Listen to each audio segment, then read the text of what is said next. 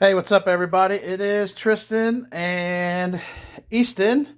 We got the bike up on our workbench and started taking the top end off, and here is what we found.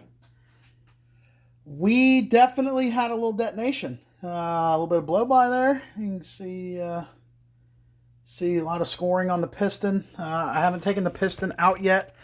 Just looking down in the bottom end, it's not too bad. And actually, there's a little bit of side to side play, but as far as up and down, there's nothing. So I think a piston, set of rings, and a new head is going to fix this bike. I guess we got lucky.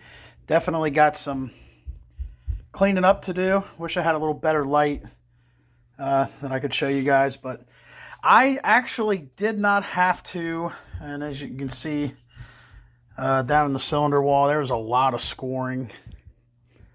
It was pretty torn up, so you can see all the score marks.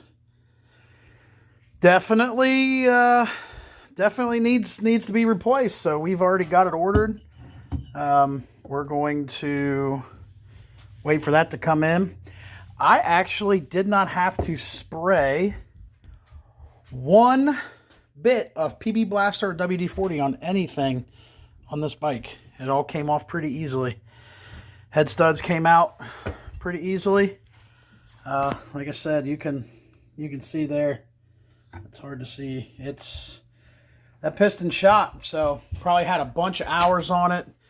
And just rode hard, what they're meant for. So this is just a little bit of general maintenance. Definitely getting lucky with this one. Dan Ballinger, buddy, we really appreciate it.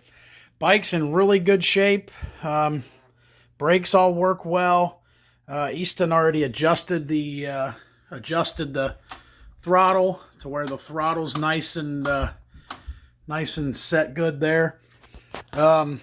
Brakes, like I said, all work good. We bolted down all the plastics. The seat brackets were loose and stuff, so we tightened all that up. We're going to have another video here coming at you shortly. Hopefully we get the piston and the head and the rings and stuff in this week, and then we're going to start installing.